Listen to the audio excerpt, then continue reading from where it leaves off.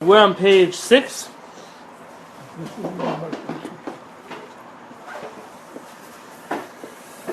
And Rabbi Avraham is going to give a few examples of the common road versus the special road. And I might change the way I refer to those roads. Sometimes I say individual, sometimes I say intimate. It's all the same thing. V'nomar, and I'll say, Ki mi she'ochel matzah. Anybody who eats matzah. V'nimnam le'echol chametz. And he doesn't eat chametz b'chag hamatzot, on the holiday of Pesach.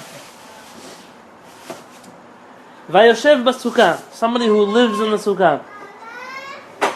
V'notel lulav b'chag hasukkot. And he takes a lulav on which holiday? Sukkot.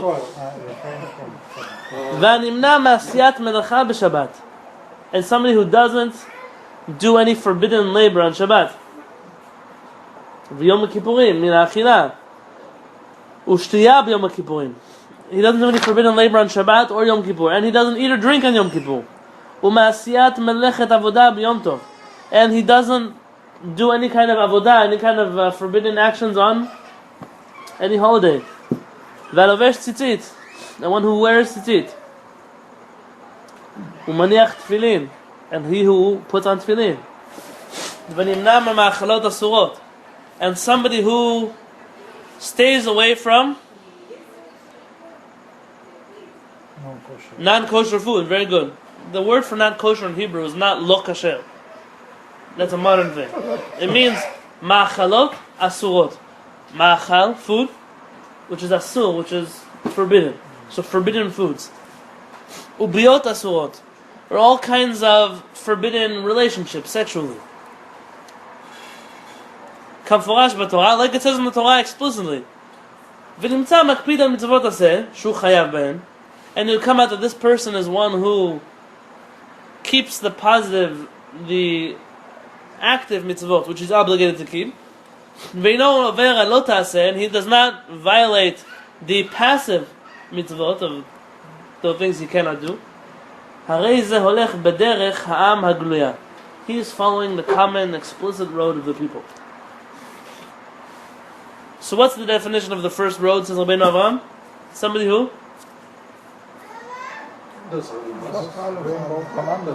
Right, he keeps the mitzvah. Yes, a regular standard. Standard. Nothing. Listen. Do we fall into this category? Hopefully. We hope so, right? We try. And then he's coming to explain himself. V'amarnu ha'am. I said I use the word the nation, the common path. I'm using the word a common path. Mishum shemeshutefet hi lechashuvei Yisrael ve'lehamonehem. Because it is shared, it has in common both by the normal Jews, the regular Jews, and by the Jews who are Chashuvei Israel, the special Jews, the holy Jews. Meaning that this is a mitzvah. Sorry, this is the recording. So we said these are the hello. You want to teach a class? Yeah?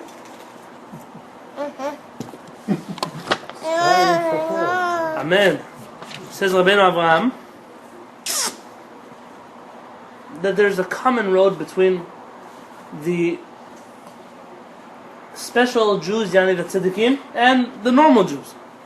Kashem she'asura melacha b'Shabbat ad Yoshua ben Nun. Just like, who's Yoshua ben Nun? Who's Yoshua ben Nun? That's the one who led the Jews. Very good, the successor of Moshe Rabbeinu. If you want some. The successor of Moshe Rabbeinu. Either one. The successor of Moshe Rabbeinu also had to keep Shabbat. V'chayav hu b'shivat sukkah b'chag. He also has to live in his sukkah on the holiday. כך אסורה מלאכה בשבת על כלל ישראל וחייבים הם בישיבת סוכה בחג. So too the Jews must also keep Shabbat and live in a sukkah. It's in common. Even the greatest tzaddikim must keep these mitzvot. בין אלה שנסתלקו כבר מן העולם ובין הבאים אחריהם. It's interesting words he's using.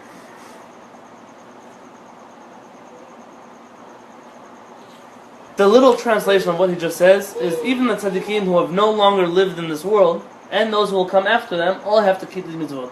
What he translated is that regardless of when they live, the generations they live, there's no generation in which a tzaddik is able to say, hey, I don't have to keep Torah mitzvot anymore. I don't have to do it anymore. Have you seen any tzaddikim like that? Sure. Let me pull out the book from my bookshelf. A lot of the Jerusalem. Moshe Chaim, maybe you can bring me a book if you're already standing up. Behind the Aron Kodesh, it should be You don't call this tzaddikim. not 2 shelves, 3 shelves down, 4 shelves down. There's a book with black writing, a thin book, black. It's a black book with red writing on it. Unlike me, you know where all your Yes, books are. thank you. Most of them. I need a librarian. You don't know. I'll split 50-50 with you. God, no. This sefer, I once found it. I learned it at the tomb of King David HaMelech. And then I had to look for it. It took me a few years to track one down, a copy of it. All kinds of stories about the Hasidic Rebbes and the different generations. There's an interesting piece in here. See, the thing with a lot of these Hasidic stories is that there are certain stories that you read them and say, hey, are you allowed to do that? For example, you'll read a story about the Karlin Hasidim praying Mincha at midnight. Hello? Midnight. Permanent jet lag. You hear about a Rebbe who prays Shacharit at 4 p.m. Or I'm sure. I'm sure, very good. You hear about a tzaddik who'll say, whatever it is. The Hasidim, the tzaddikim of the Hasidim were very special. They were tzaddikei elyon, they were very righteous people. And they lived in a different kind of They lived in Nazi reality. limits. Now, the real question for the Hasidim afterwards is, so what do I do with the fact that I see tzaddikim doing things that I might not be allowed to do? And here is something very interesting.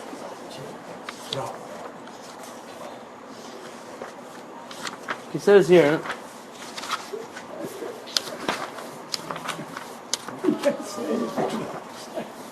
Havdalah candle. Yeah, I need a Havdalah. Not for tonight. Are you traveling? For Shabbat? Are you traveling? no, I'm just don't have any Havdalah candle left. oh, told I the forgot, I'm Schweitzer sorry. people, it's all right. You had enough to do in New York. I really feel really bad. No, please, it's fine. Okay, it's not the same.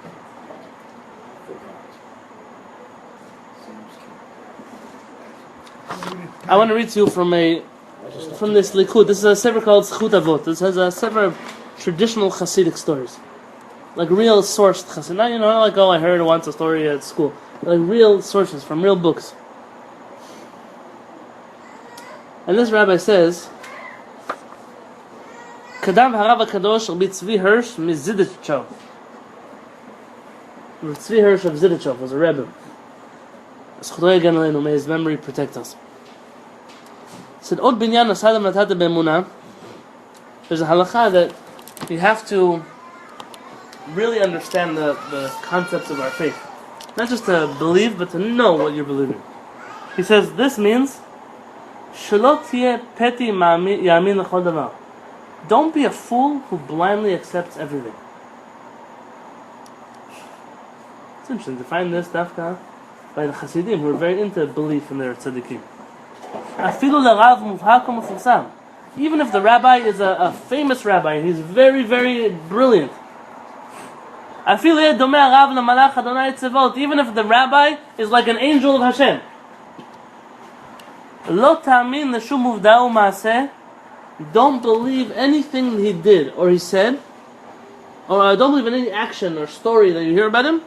לנהוג אחריו, to follow him, שום דקדוק מעשה עד שתדקדק בעצמך, בכל תנועה אשר ראית לרבך. Until you fully understand why it is that he did what he did, and whether it applies to you. Remember the famous story about the rabbi you told me? Is that the one With about the milk?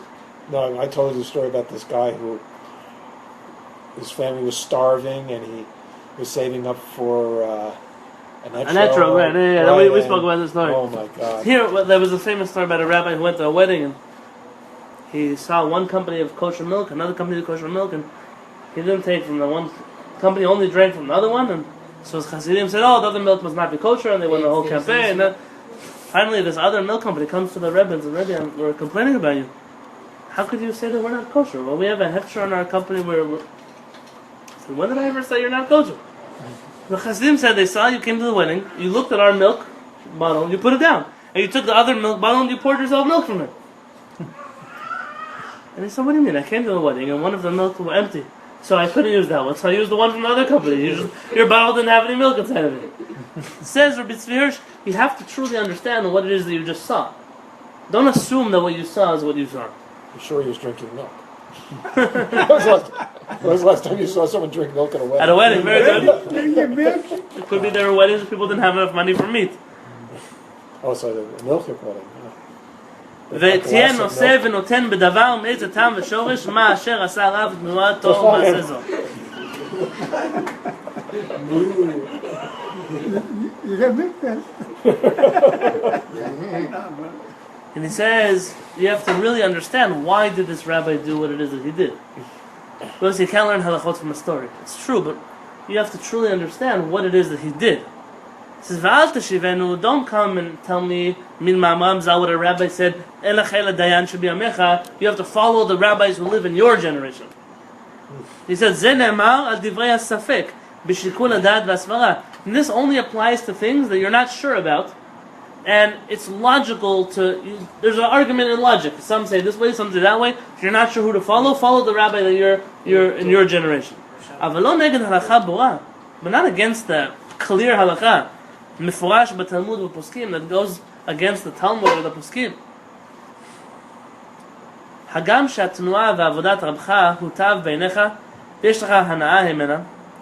And even though you love the way your rabbi acts, and you love the way he does things, and you really want to follow him, he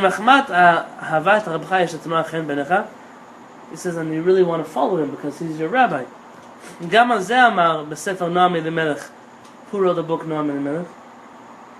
Rabbi Elimelech of the Gents. Very good, very good. Rabbi Elimelech of the Gents. The gents. Yeah, Rabbi Elimelech of the Gents. This is an Elimelech of Birchidov, right? Rav Levi is like a but he was the brother. Rabbi Elimelech was the brother of Rav Zusha. Very good. Rav Zusha of Anapoli. The brother? Brother. Yeah, from Legence wasn't his last name, so I guess they lived in different places. Did you get my text, actually, speaking of milk? Yes, I did. I have to look into it. I don't know. She's heading for Tibet tomorrow. Oh, okay, so we'll know.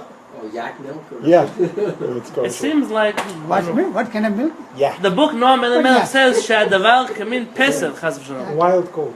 It's like a wild goat. It's bigger. Oh, Rav Elimelech of the Gen says that following your rabbi blindly in his actions, or doing everything he does, I'm only reading this to you from a Hasidic source. Okay? Rav Elimelech of the Gen writes that following everything your rabbi does is like an idol. God forbid. Everything a person does, you do also? But if you ask an opinion of a rabbi, is that different? Here you're without learning from their actions. Oh, okay. My rabbi walked like this, I'm going to walk like this. My rabbi used a canes, I'm going to use a cane. My rabbi wore a blue kippas, I'm going to wear a blue, whatever it is. Then, monkey see, monkey do. right. He says this, Rabbi Elimelech of the Gens says this is considered a pesel. It's like an idol. Chas v'shalom. It's kitzoniut. It's not panimiut. Very good. To act on the outside like your rabbi וזה מפורסם לחסידים והשם מעשה. He said, and all of us Hasidim actually know this to be true.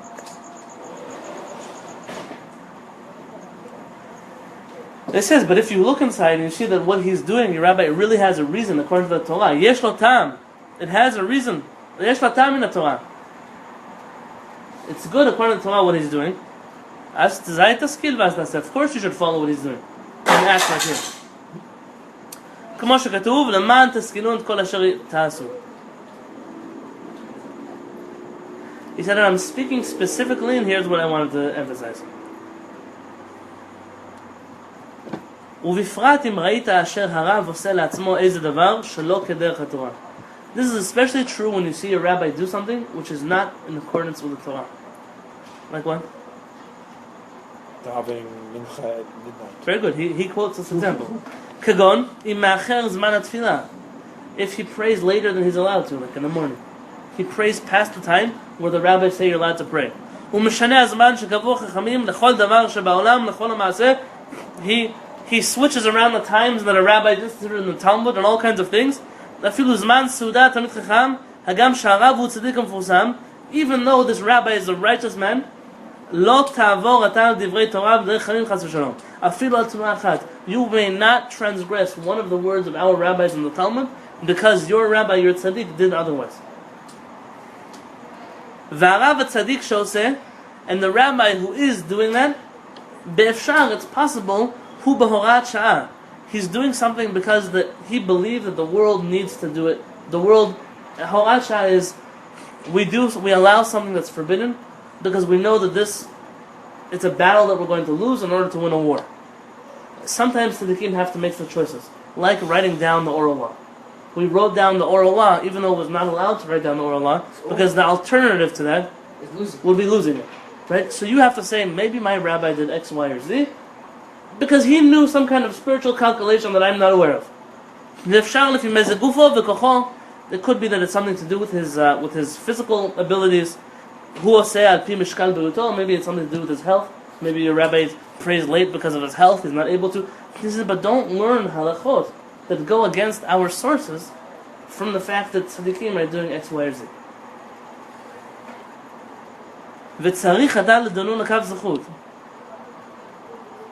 You must judge him favorably.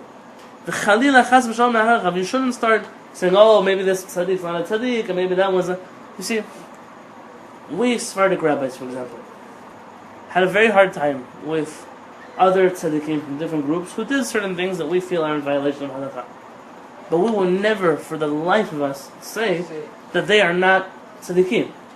Just that they're tzaddikim, and we don't understand why it is that they did what they did. Because we have an obligation to judge them favorably. Even some, like the Satmar Rebbe, with his views on Israel. Yeah, absolutely. We view the Satmar with the utmost respect. We're allowed to say that we believe he was mistaken when it came to his views on Israel. But we will never denigrate him or take away from him because of this. Now, obviously, there are limits to these things. If there's a tzaddik that goes against basic humanity of being a human, he does things that show outwardly that he's not a tzaddik. You don't judge him for it. It's not a matter here of this rabbi, he's a murderer also, so we should judge him favorably. Maybe he had to murder people because he knew Hashem wanted him dead. We don't do stuff like that. Here we're talking about a rabbi who's... Other traditions, they do that. Which other traditions? We had a discussion today, like there were Buddhist teachers who were murderers, who were Really? alcoholics, and slept around, who broke their vows because they were at a higher level. Right, so That never happened. this is what Rabbeinu Avraham is saying. Why am I reading this point? Rabbeinu Avraham is saying Yehoshua ben Nun also had to follow the Torah. You had now in Israel a rabbi in the north who was a Kabbalist. He claimed to be a Kabbalist. And they found out now all kinds of accusations on him. Huge thing right now. And the truth is that 2 of them. I always ask, how is it that these ladies went to a rabbi and the rabbi said, oh, I have to do X, Y, or Z with you in order to save your neshama? Don't you know that a rabbi is not he cannot decide that he's going to break the Torah in order to save your neshama, even if it was true. But an uneducated person doesn't know. A rabbi has to keep the laws of Yichud just like everybody else. He has to keep the laws of touching another lady just like everybody else. There's no exception to these rules. That's what the Rabbi Avraham is saying. There is a path that we must all follow. They're not like what you said, like other traditions have that, oh, he's above the law, or he's above time, or he's above righteousness, all kinds of things like that. Not in our religion. And I'm teaching you this piece because it's very common in many... Even other religion, they violate the law and make it a spiritual thing. Okay, well, not us. Baruch Hashem. Why am I reading this to you? I've seen, unfortunately, in many, many communities, a struggle with the tzaddikim, especially from the area of the Hasidic movement. People who were, I'll tell you about the Rebbes of the Hasidim. If you read stories about their lives, you will see you're talking about Chasidei Elyon, people who were like angels almost. People who this world, they were in a different place. And it was a movement, and it was a revolution, and on a historical and sociological level, there's so many things we could say. But I'm talking here about on a Jewish level. There are some people who would like to, all those rabbis, they weren't keeping halakha, or they weren't Jewish, or they weren't. Are you not afraid a little bit to talk about the tzaddikim like that? I have a little bit of fear to say, I have a letter. I don't have it. I learned it, and I once wrote it down in my notes, but I don't have the set of books. I was never able to find them. I saw them in the library once. The letters of Rabbi Herzog. Rabbi Herzog was the chief rabbi of Israel. Before that, he was the chief rabbi of Ireland. And he was asked an interesting question. He was actually the rabbi who laid the cornerstone at Ner Yisrael. They flew him in from Israel to do that. Rav Herzog, he was in yeshiva, it seems like, with Rav Rurim. Yeah, a very long time They ago. flew Yeah. in the 1930s. That's an I don't know. I don't know if it was a flight, there was a boat, or I don't know. No, not in the. I don't think in the old building. when they built. When they built this new campus. So Rav Herzog was asked the question: how could the Hasidim make up their own siddur? You have Ashkenaz siddur, you have a Sephardic siddur. Along comes people, the Baal Shem Tov. You have the first Lubavitcher Rebbe. He makes his own. Who are you to make your own siddurim? You're coming now and changing the way we pray. This is a famous, by the way, critique of the Hasidic movement. Many rabbis asked this question, and Rav Herzog gave a brilliant answer. He wasn't Hasidic, but he said, "Let me tell you, there are some people like the Baal Shem Tov and the Baal Tanya. We just don't ask questions about them. If they felt that what they did was correct, they were correct. Let it be. Get over it. Keep moving." This piece is saying that even within the Hasidic movement, there were Rebbes who were aware that some of the things that they did looked interesting from the outside. They looked strange. They looked different. And what Rav Tzvi Hirsch of Zidichov is trying to say, you have to still follow the Torah. The tzaddikim may be doing whatever they think they're doing, fine. But you don't change halakha because you saw a tzaddik do X, Y, or Z.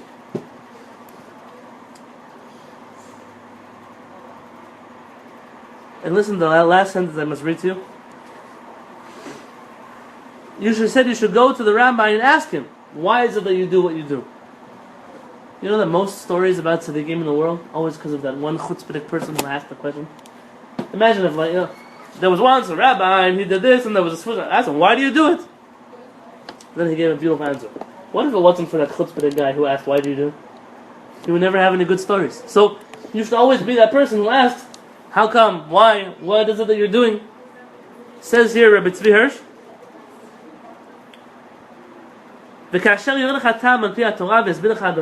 once he shows you in sources of Torah that this is allowed,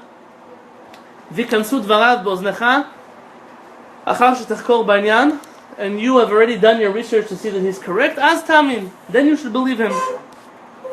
But unless he does this for you, do not believe him. Even if he tells you that Eliyahu the prophet came to him and told him that this is what you must do, do not believe him. Do not believe him and do not listen to him to do what it is he's telling you to do. It's like what's in the Torah. It says, do not sway to the left or to the right. If a person said that they've gotten a new Torah that's different. Absolutely. I was saying it's tzaddikim. Put him to death. It could be they had a reason for why they did what they did. But for us, it's not relevant. We have to follow the Torah mitzvot. And if we knew this rule, if we understood this, we would never come to a point where we're breaking halachot because we saw, some tzaddik did it, or some rabbi did it, or they did what they did, and they know why they did what they did. Somebody once asked, a rabbi in Israel said, why don't you make aliyah to Israel? said, well, because Rav Moshe Feinstein said you don't have to. He said, yeah, when Rav Moshe Feinstein goes up to Gan Eden, he's going to tell them, listen, I'm Rav Moshe Feinstein, this is the reason why I felt you don't have to. You're going to go up to Gan Eden though, Rav Moshe Feinstein is not going to be there to help you out. He said, you're going to have to be there alone. Don't blindly follow people. Either you know the reason why, or you don't know the reason why. Don't tell me you just rely on a rabbi who told you something. Know for yourself what the reason is. He says the reason he calls this the common path is because it's the common path. Everyone must follow it. Mr. Feinstein lived in New York, right? In New York. Yeah, not in Yes. Baltimore. Lower East Side. ואמרנו, גלויה לפי שמובנת היא לכל אדם. And the reason he says I call this the explicit path, the common because it's common to all Jews. The explicit path because, tell me? לפי שמובנת היא לכל אדם, because it's every person can understand this on their own from the Torah. ולכן יענש כל העובר עליה במזיד. And therefore anyone who deliberately disregards these mitzvot will end up dealing with the consequences, because they're not things that Hashem hid, that you wouldn't know if you hadn't been told. These are things that are explicit in the Torah, that you have to do them, and therefore every person is responsible. So it's common, that which even the tzaddikim have to follow it, and it's explicit that every person who reads the Torah will find these mitzvot inside of it.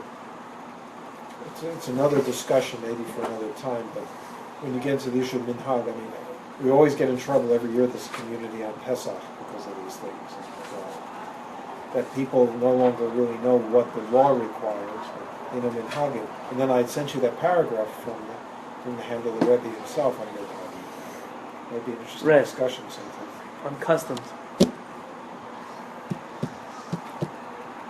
Customs are problematic. Yeah. Because you said the Rambam said we should hold on the customs from the Talmudic era.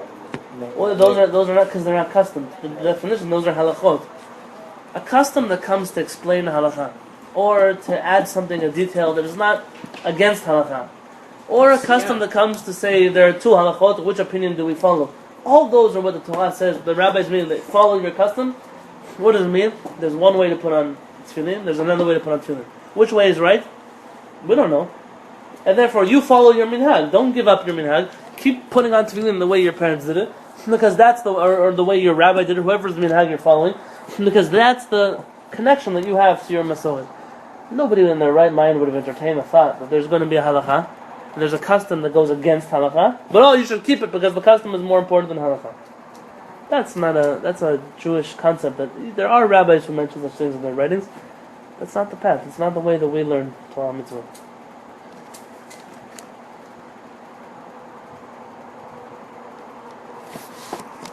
Alright, but it's my intention from that piece that we read now from this book to be aware that you'll hear people critique certain tzaddikim, and you tell them it's not correct, it's not allowed. These are tzaddikim that are untouchable. You have a problem, fine.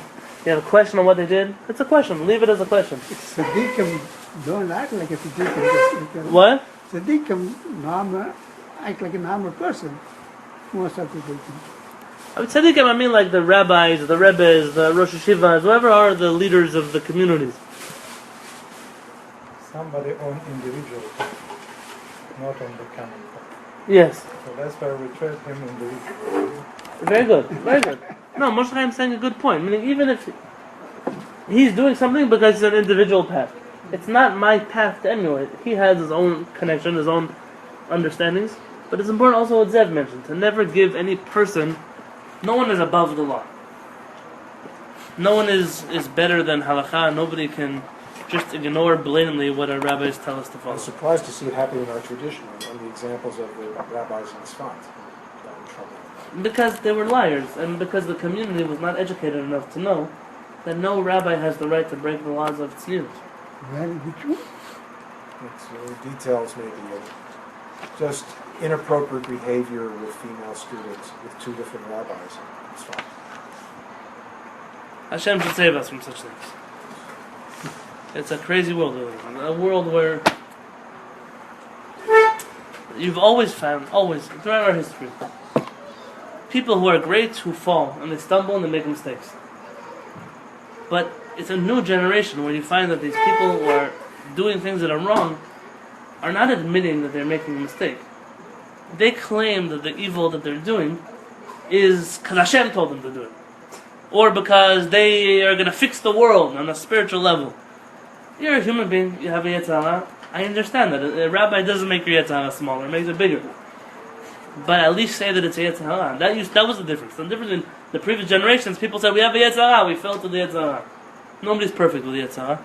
But here you're finding people that are so brazen about the avirot they're doing, they're not even embarrassed to say that they did an avirah. I'm very against, I have to tell you, I'm very against, we're very unforgiving in the world. Now somebody can lead a life of all kinds of avirot, and then one day they'll do tshuva and we'll accept them the way they are. But God forbid if you find a rabbi who, listen very carefully what I'm saying, not somebody who harmed people that were helpless or did things that were against abuse of power, and I'm not talking about these positions. You found a Rosh Yeshiva did something you should have done, a rabbi, yeah, you should question now his integrity as a leader of a community. But to utterly destroy a person's life because he made a mistake that many other people do, where's his chance for tshuva? Where's his opportunity for tshuva? We have our whole Tanakh full of stories of great people who made mistakes. Sometimes make a false accusation. That's also true. Here I'm talking about things that could be true. But they're not doing, the examples in the Torah are not of people who set themselves up as authorities to say somehow they're above the law and can do that. It's more that they fell personally. Oh, very good. So here, that's what I'm saying. I'm not talking about the people who are saying what they did is right. Yeah. The people who fell, they made a mistake. A person, he made a mistake. There was a mistake, his Yetzer Hara, whatever it was that made him do what he did. So because of that, we're going to ruin a person's life.